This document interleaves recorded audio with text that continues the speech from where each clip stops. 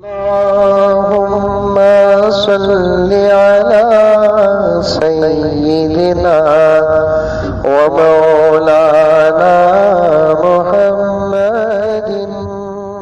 پہلے یہ بتائیے کہ آپ لوگوں میں سے کس کا کوئی سوال ہے؟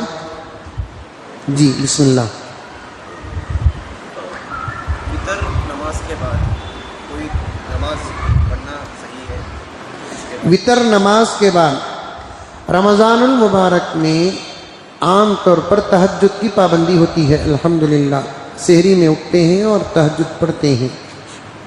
فقہاء نے لکھا ہے کہ جس کو تہجد کی گارنٹی اور یقین ہے تو وہ وطر تہجد کے بعد پڑھے 11 مہینے، لیکن رمضان المبارک میں وطر تہجد سے پہلے تراویح کے بعد جماعت کے ساتھ پڑھ لیں۔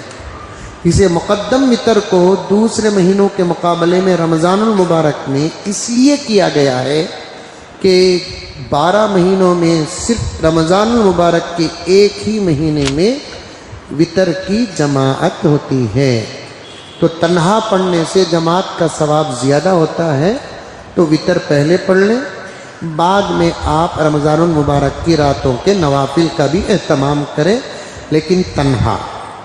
احناف کے نزدیک نفل نماز کی جماعت نہیں ہے، سمجھ لیں۔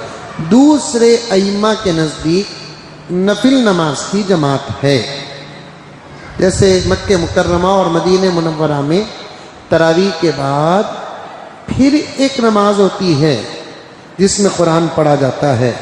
چونکہ وہاں کا مسلک جو ہے وہ احمد بن حنبل علیہ الرحمہ کا مسلک ہے، ان کے نزدیک نفل کی جماعت بھی جائز ہے۔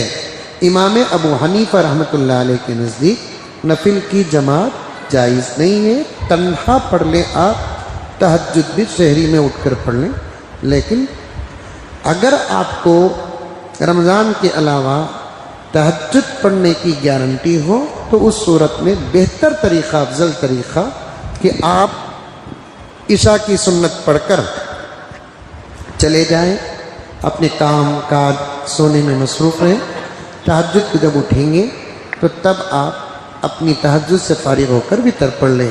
اگر تہجد کا خطرہ ہو تو وطر پڑھ کر سو جائیں، کیونکہ تہجد سنت اور نفل ہے، وطر واجب ہے۔